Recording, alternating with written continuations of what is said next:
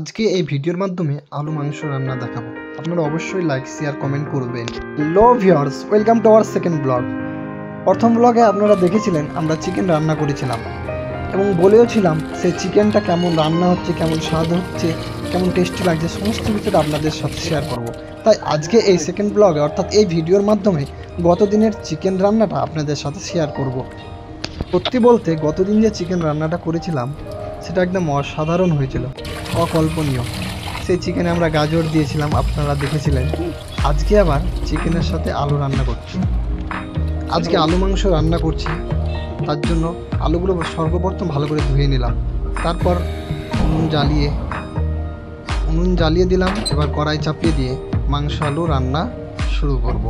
পেঁয়াজ রসুন এগুলো দিয়ে দিলাম। সর্বপ্রথম পেঁয়াজ রসুন দেওয়ার পরে একটা নির্দিষ্ট পরিমাণে তেলও দিয়ে দিলাম।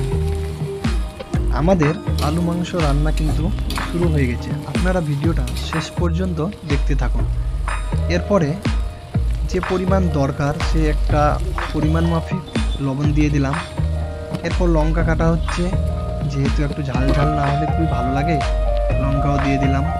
এরপরে হলুদ দিয়ে দিচ্ছি। আদা জিরা রসুন বিশিষ্ট এটা এক ধরনের পেস্ট, এটাও দিয়ে দিলাম। এটা মাংসকে আরও সুস্বাদু করে তুলবে। এরপরে যেটা মেন চিকেন, মাংসটাও দিয়ে দিলাম। মাংস দেওয়ার পরে বাকি থাকলো আলু, সেই আলুও দিয়ে দিলাম। আলু মাংস আজকে কেমন হবে জানি না রান্না, অবশ্যই আপনাদের থার্ড ব্লগ যেটা হবে ওটাতে আপনাদের সাথে সম্পূর্ণটা শেয়ার করব। মাংস হোক, মাছ হোক বা যে কোনো সবজি হোক না কেন, সেটা যদি কাঁচামরিচ দিয়ে রান্না করা হয় তাহলে সেরকম একটা রং তৈরি হয়ে যায়, যেন তেমন একটা ফ্যাকাশে থেকে যায়। তাই একটু ঝাল ঝাল করার জন্য এবং রংটাও যেন সেরকম হয় তার জন্য সামান্য পরিমাণে লঙ্কার গুঁড়ো দিয়ে দিলাম। এবার টমেটো কেটে নিচ্ছি। আর মাংস আলু রান্না প্রায় আমাদের মিডিল পর্যায়ে। আলু মাংসকে ভালোভাবে সিদ্ধ করার জন্য কিছুক্ষণ ঢেকে রেখেছিলাম। শেষ পর্যন্ত দেখতে থাকুন, খুব সুন্দর রান্না হচ্ছে।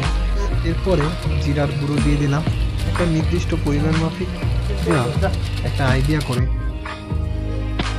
গতদিন চিকেন রান্নার সময় টমেটো ধনে পাতা এসব দিয়েছিলাম, কি অসাধারণ টেস্ট হয়েছিল। আজকে না দিলে কি হয়, তাই টমেটো দিয়ে দিলাম। টমেটোটা নরম জিনিস, তাই একবারে রান্নার প্রায় শেষে দিতে হয়। এরপরে সামান্য পরিমাণে জল দিয়ে দিলাম, যেহেতু আমরা ডাল রান্না করছি না। এরপর চিকেন মশলা দিয়ে দিলাম। আমরা সমস্ত কিছুটা রান্না করতাম, কিন্তু আমাদের একটা চুলা বিশিষ্ট গ্যাস সিলিন্ডার দিয়েছে, তা টাইমিং হচ্ছে না। এরপরে দিয়ে দিলাম ধনে পাতা, যেটাকে সব থেকে সুস্বাদু করে তুলে। আর আমাদের রান্না প্রায় শেষ পর্যায়ে। সকলকে অনুরোধ করব আপনারা লাইক শেয়ার কমেন্ট অবশ্যই করবেন কেমন লাগলো আমাদের এই রান্না। প্রথম ভিডিও যারা দেখেননি এসআর টাইম ফেসবুক পেজ থেকে অবশ্যই দেখবেন।